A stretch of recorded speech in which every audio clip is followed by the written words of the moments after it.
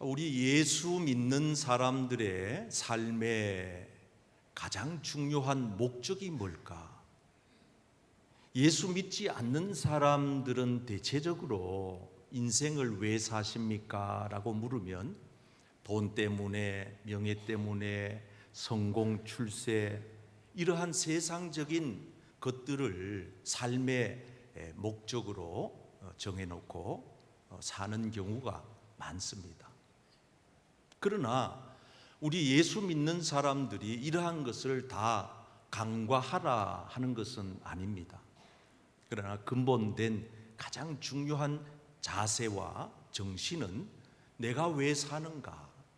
나는 이 땅에서 무엇을 위해서 살아가는가? 했을 때 그 물음에 대한 명확한 답이 있어야 됩니다. 나는 적어도 이 땅에 태어나서 사는 날 동안 사는 내 인생의 목적은 오직 주님의 영광을 위하여. 아멘. 먹든지 마시든지. 그래서 우리는 성경적으로 정확한 답을 주님이 주셨습니다. 한번 읽어보실까요? 시작. 그런즉 너희가 먹든지 마시든지 무엇을 하든지 다 하나님의 영광을 위하여 하라. 여러분, 우리는 무엇을 하든지 하나님의 영광을 위해서 살아야 할 줄 믿습니다. 아멘.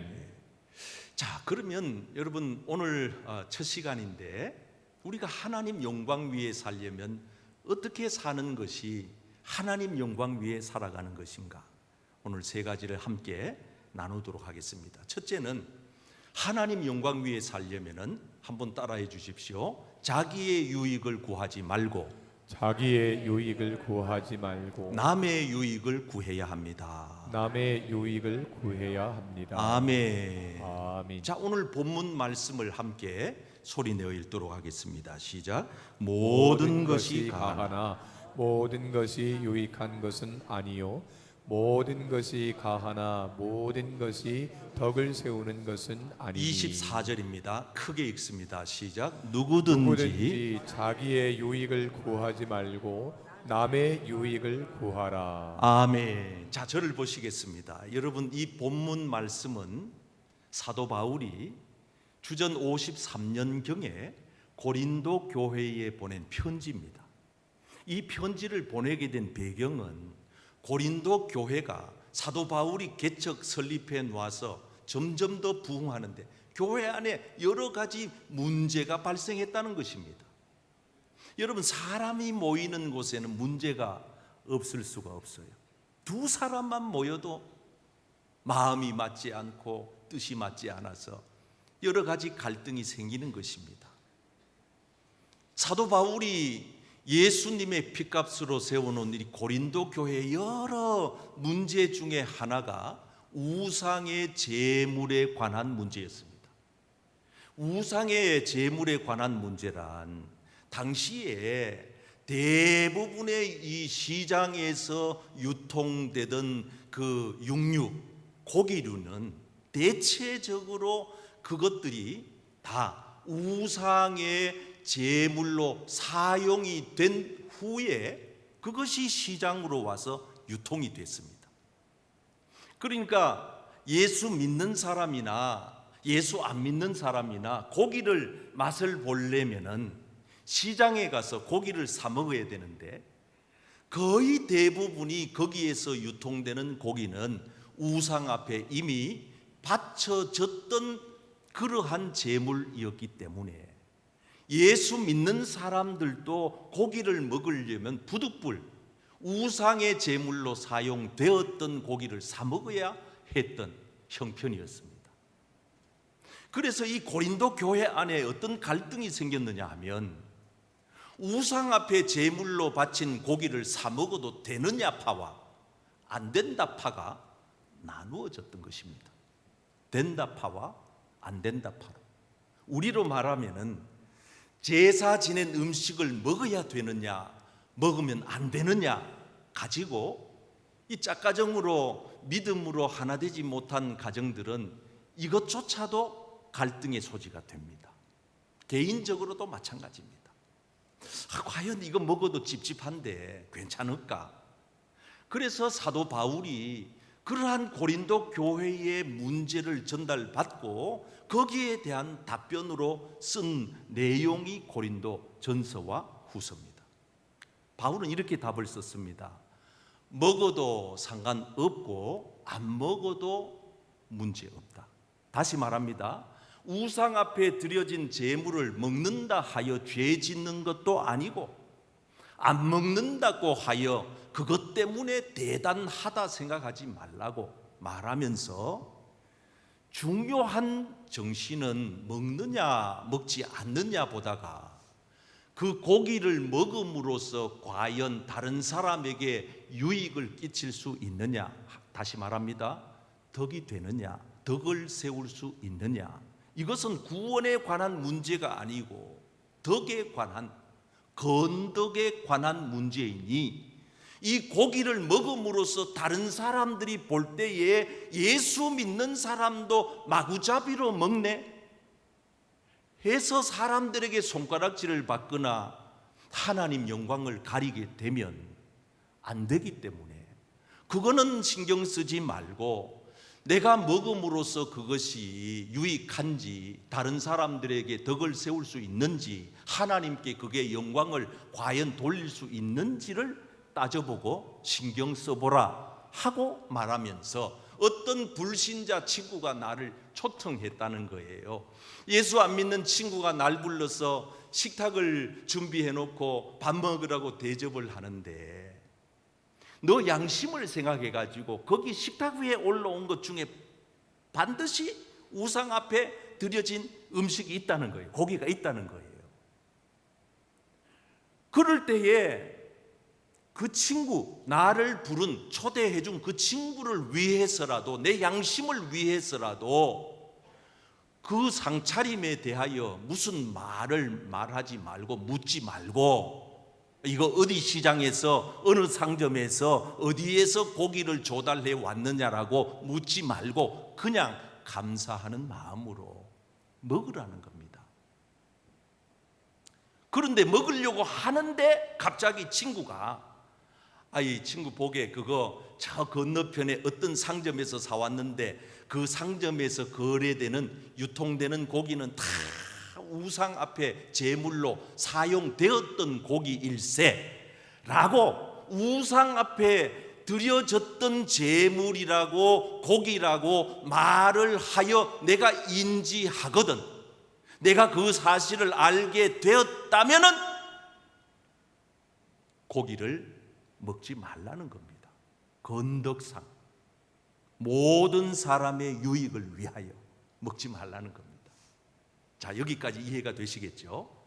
사도 바울은 이와 같이 편지를 쓰면서 자신의 신앙생활의 중요한 삶의 신앙 자세를 고백을 합니다. 나도 그렇게 하겠다는 거예요. 어떻게 하느냐? 만약에 내가 이 고기를 먹는 일에 있어서 누구라도 한 사람이라도 실족하게 만든다면, 시험에 들게 만든다면, 아이고 사도 바울 선생님도 우상 앞에 드려진 고기를 먹던데, 아무개 목사님도, 아무개 장로님도 하던데, 이건 방송 나가니까 내가 이거 안 하는 거예요. 하던데, 여러분, 사도 바울은 만약 내가 고기를 먹는 사실에 대하여 어떤 사람이 시험에 들거나 상처를 받거나 실족하게 된다면 나는 영원히, 이 중요한 얘기예요, 나는 평생 죽을 때까지 나는 고기 안 먹고 살 것이다. 왜? 다른 사람들의 유익을 위해서, 건덕상 덕을 세우기 위해서, 하나님의 영광을 위하여 나는 일체 고기를 안 먹고 살아갈 것이다. 놀라운 고백이에요. 여러분, 사도 바울에게만 이 사실이 적용되는 게 아닙니다. 오늘 이 시대를 살아가는 예수 믿는 모든 이에게 동일한 것입니다. 과연 나는 예수 믿고 구원받은 자로서 그냥 안심하고 사는가, 아니면 구원받은 자답게 사람들에게 유익을 끼치며 다른 사람들을 배려하며 다른 사람들을 따뜻하게 포용하며 먼저 생각하며 이 일에 대하여 하나님께 과연 영광이 될 것인가, 저 사람에게 유익이 되는가, 교회의 건덕상 문제가 없는가, 한 번쯤 내가 그렇게 질문해보고 나는 살아가고 있는가. 여러분 잘 아시다시피 일본의 여류 작가이며 세계적인 소설가요, 노벨 문학상까지 받은 미우라 아야코라고 하는 일을 잘 알 겁니다. 여러분, 이분은 원래부터 이렇게 세계적인 작가가 아니었어요. 그냥 시골 벽촌의 조그마한 상점, 우리로 말하면 구멍가게 사장님이었어요. 그런데 어느 날 이분이 독실한 크리스찬인데 가만 보니까 자기 가게 물건은 잘 팔려 너무 장사가 잘 되어 좋아요. 감사해요. 고마운 일이에요. 그런데 자기 옆집에 가게를 보니까 장사가 거의 안 되고 주인이 파리만 날리고 있으니까 어느 날 이 사람 마음에 고민이 된 거예요.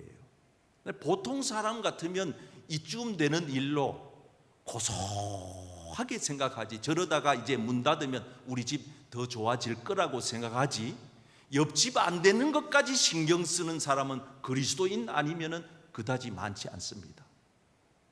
그래 자기 남편에게 퇴근해 돌아오는 후에 물었어요. 여보, 내가 이런 고민이 있습니다 하니 두 내외가 의논을 해서 그러면 이렇게 합시다. 그래서 그 다음 날부터 자기 가게 들어오는 물건을 점점 줄이기 시작했습니다. 손님들이 찾아오면 자기 가게 물건 떨어졌다 하고 자꾸 옆집 가게로 소개를 합니다. 거기 가보시면 아마 있을 겁니다. 그래 자기 가게 손님은 점점 줄어들고 옆집 가게 손님은 점점 늘어나서 이 미우라 아야코 가게가 시간적인 여유가 생기게 된 겁니다. 그때 이 미우라 아야코가 글을 씁니다. 마음의 감화와 감동을 얻습니다.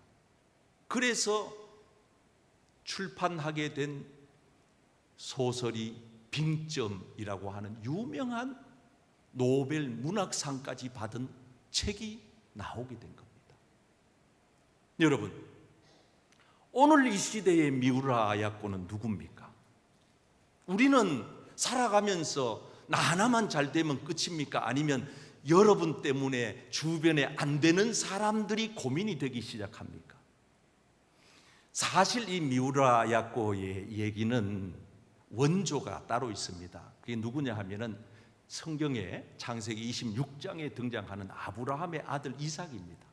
여러분 잘 아시는 대로 이삭은 부전자전, 아버지 믿음을 물려받아서 믿음도 좋았지만 마음이 넉넉했어요. 그래서 당시에 집안의 재산의 많고 적음의 척도를 우물물로 결정을 하던 시대였는데 이삭은 가는 데마다 땅을 파면 물이 나왔어요. 그러니까 복을 받고 성경에 보면 이삭은 100배의 복을 받았더라. 아멘. 저는 여러분들이 100배의 복을 받아 누리시기를 축복합니다. 아멘.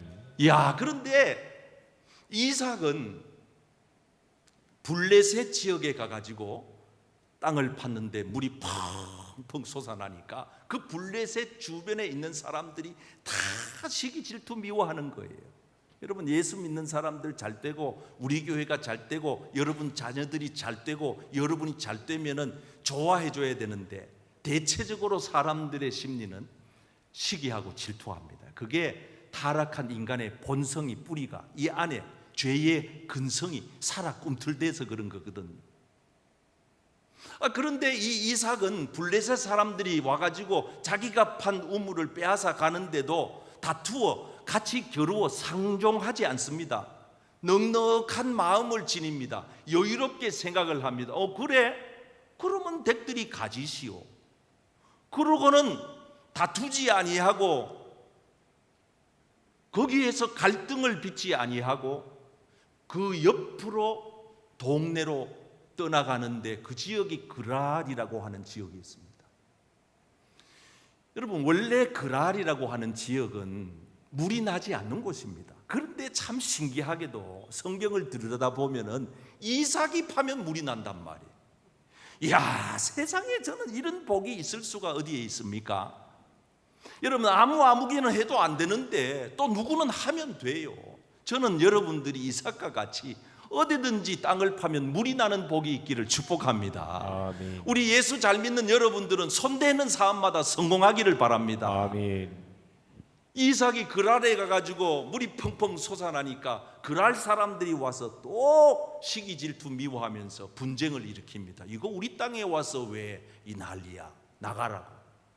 그리고 막 판 우물을 흙을 메우니까 다투지 아니하고 여유를 가지고 이삭이 또 옆에 부엘세바로 갑니다. 나중에 창세기 26장을 꼭 읽어보시기 바랍니다. 놀랍습니다. 부엘세바에 가서 또 땅을 팠는데 또 물이 콸콸 솟아납니다. 이렇게 예수 믿는 사람들은 해도 남들이 방해하고 시기 질투 미워해도 결국은 하나님이 도와주시니 된다, 그 말입니다. 되는 은혜가 있기를 바랍니다. 아멘. 되는 은혜가 있어야 돼요.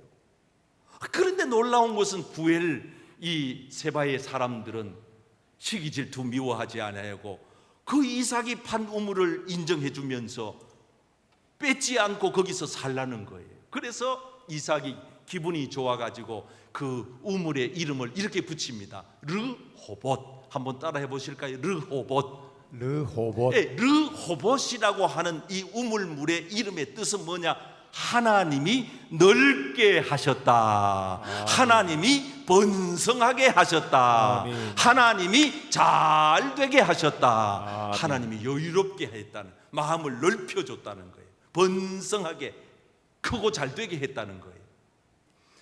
여러분, 복을 받아도 이런 종지 같은 컵 같은 물에 복 받아 봤댔자 얼마나 돼요?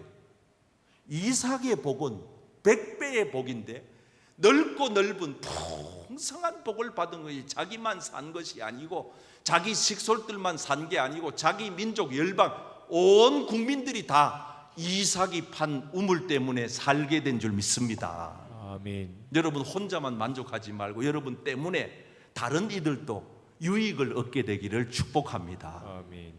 여러분, 미우라 아야코의 원조는 이삭입니다. 이삭은 하늘에 떠다니는 구름 얘기가 아닙니다. 우리의 실생활에 가장 가까이 와 있습니다. 오늘 이 시대에 살아가는 미우라 아야코는 누굴까요? 제가 아주 피부에 와 닿게 한 가지 예를 한번 들어보겠습니다. 요즘은 새로 지은 아파트들은 주차할 때 참 편안하게 합니다. 그러나 조금 오래된 아파트는 주차할 때 항상 이 주차 구역이 문제입니다.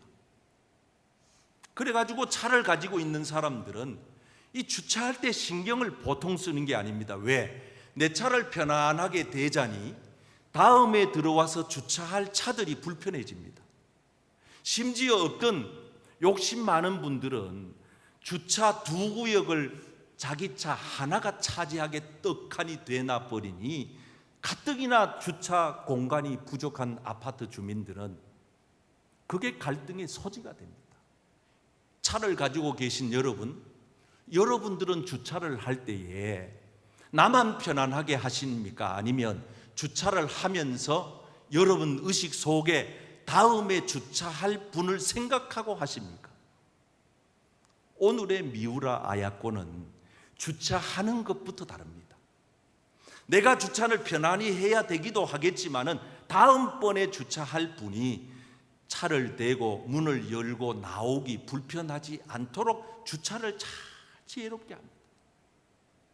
주차도 별것 아닌 것 같지만 신앙입니다. 주차도 믿음입니다. 집차도 수준입니다. 저는 가끔씩 고속도로를 가다가 휴게소에 꼭 한 번씩 들립니다. 들리면 꼭 이상하게도 제가 화장실 들어갈 때는 거의 영락 없이 그 남자 화장실 입구 쪽이나 화장실 그 안쪽에 꼭 이런 티슈, 휴지가 하나씩 떨어져 있습니다. 여러분 잘 아시다시피 대한민국 고속도로 휴게소만큼 깨끗하고 잘된 나라가 거의 없습니다. 호텔 수준입니다. 청소는 또 얼마나 깨끗하게 잘하는지, 거기에 직원들이 아주 일사불란하게 청소를 하기 때문에 그런 경험을 자주는 하지 못하지만 저는 하여간 그런 일이 종종 있습니다. 많은 남성들이 화장실에 볼일을 보러 들어갔다가 나옵니다. 어느 한 사람 바닥에 떨어진 휴지에 관심을 두는 이가 별로 없습니다. 근데 저는 거의 자동 발생적으로 떨어진 걸 보는 순간 주워서 휴지에 넣습니다. 그러면서 이렇게 생각합니다. 아무것도 아닌 일이지만 내 뒤에 오는 사람들이 쾌적하게 쓸 수 있겠다. 그리고 남자들은 소변기 앞에 딱 서면은, 우리 여성들은 모르겠어요. 남자 소변기 앞에 꼭 이런 문구가 써 있습니다. 한 걸음만 더 가까이, 이래 써놨어요. 그 이유가 뭔지 아시겠죠? 그냥 뒤에 멀찍이 앉아서 볼일 보면은 그게 그냥 그렇게 지저분하게 흘리고 가니까 남자가 흘려야 되는 것은 눈물뿐입니다, 이래 써놨단 말이에요. 다음 사람이 쾌적하게 사용하도록 하라, 이 뜻입니다. 여러분들은 양변기를 쓸 때에 쓰고 뚜껑을 다시 내려놓고 나오십니까? 남자들? 아니면 그대로 두고 지저분하게 나오십니까? 저 멀리 뜬구름 잡는 얘기가 아닙니다. 우리 교회 안으로 접목해 보실까요?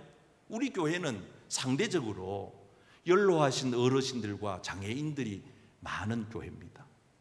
여러분 아시다시피 우리 교회가 공간이 협소하지는 않는데 나가실 때 보면 엘리베이터 2대가 협소합니다. 항상 저는 예배 마치고 나가실 때에 배웅을 해드리면서 마음이 조마조마합니다. 왜냐하면 너무 급히 서두시는 어르신들이 저러다가 혹시 넘어져 다치면 안 되는데, 여러분 사실 그렇게 바삐 서두를 일이 아닙니다. 이렇게 거룩한 예배가 끝이 나고 나면 일주일에 정말 소중한 시간 들여 예배 자리에 나오신 거 아닙니까? 그리고 그 예배가 죽도록 우리 찬양대 후주로 끝이 났다면 그 여운을 조금 1분이라도 2분이라도 3분이라도 느껴야 하는 거 아니겠어요? 그러면 1분 2분만 잠깐 앉아 묵상하든지 고요히 혼자 눈을 감다가 그제서야 일어나서 걸어 나가시면요, 아주 우리 교회가 편안해집니다.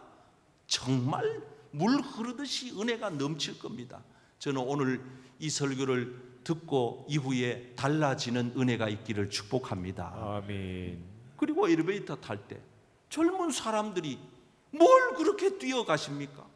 다리가 멀쩡하고 튼튼하고 러닝머신을 그렇게 30분 1시간씩 헬스클럽 가서 그렇게 하시면서 교회에 와서는 왜 그렇게 뛰어갑니까? 내 다리 가지고 4층 5층 2층만 계단으로 올라가면 식당이고 식당에 가서는 왜 그렇게 급합니까? 연세 드신 어른들이 수전증이 와서 그 식기를 벌벌벌벌 떨고 있는 모습이 여러분 눈에 들어오지 않으면 여러분들은 아직도 미우라 아야코와 거리가 먼 겁니다.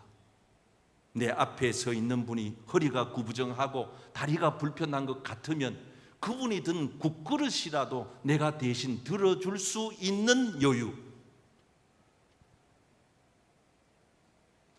오늘 저는 우리 교회가 미우라 아야코로 이삭으로 가득 채워져서 내 유익보다가는 너의 유익을 앞장세워 하나님 영광을 드높이는 그런 존귀한 우리 교회가 되기를 축복합니다. 아멘. 한번 따라하겠습니다. 주님의 영광 위에 살려면 주님의 영광 위에 살려면 모든 것을 원망하지 말고 모든 것을 원망하지 말고 감사함으로 받아야 합니다. 감사함으로 받아야 합니다. 아멘. 30절 말씀입니다. 시작. 만일 내가 감사함으로 참여하면 어찌하여 내가 감사하는 것에 대하여 비방을 받으리요. 아멘.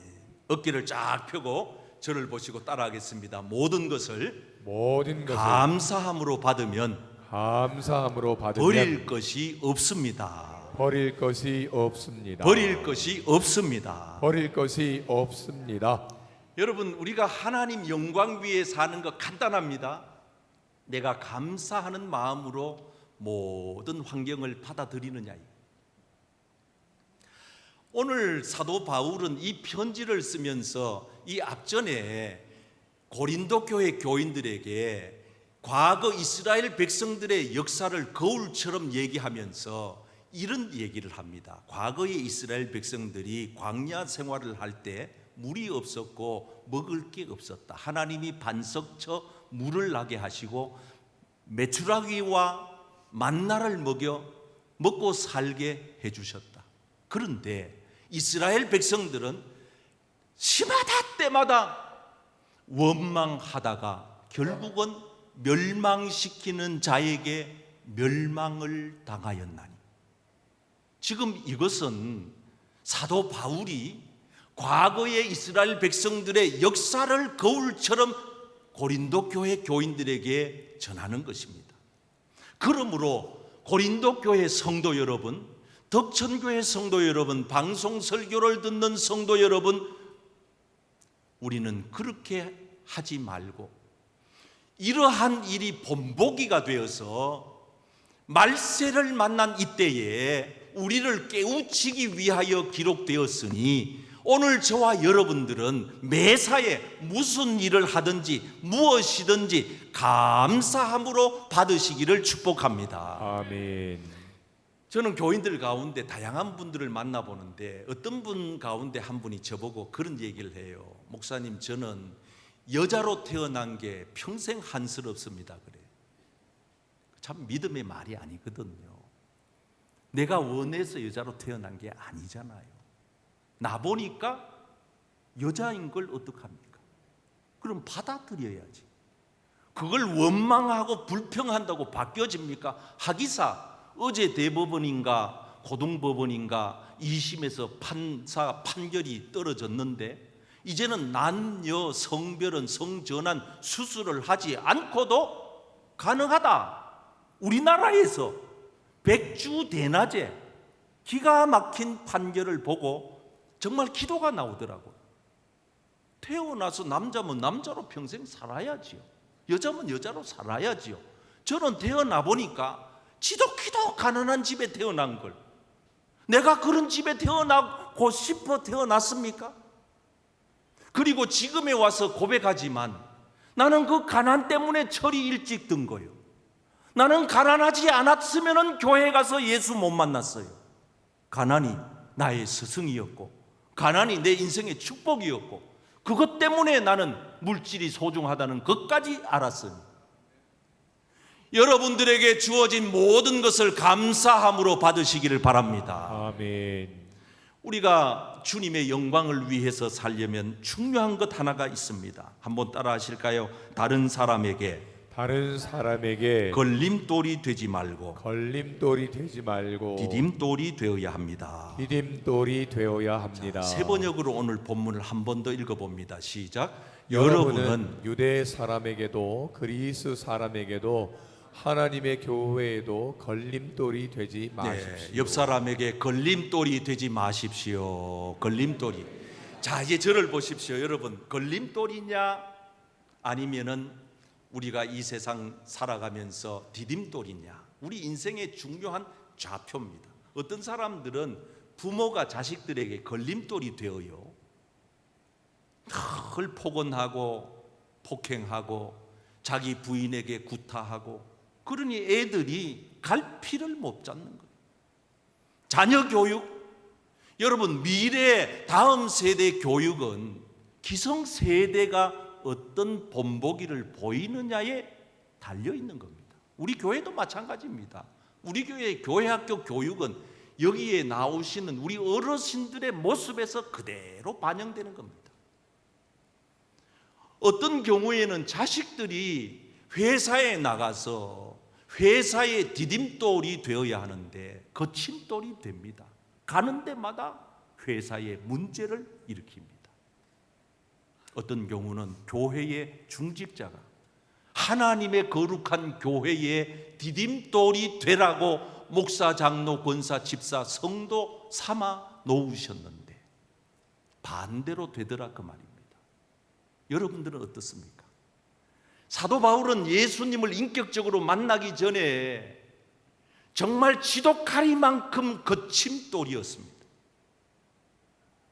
교회에 나오는 교인들을 잡아다가 무자비하게 핍박하고 감옥에 쳐넣는 일을 서슴없이 한 자가 사도 바울입니다. 그가 다메섹에서 예수님을 인격적으로 만나고 디딤돌이 되었습니다.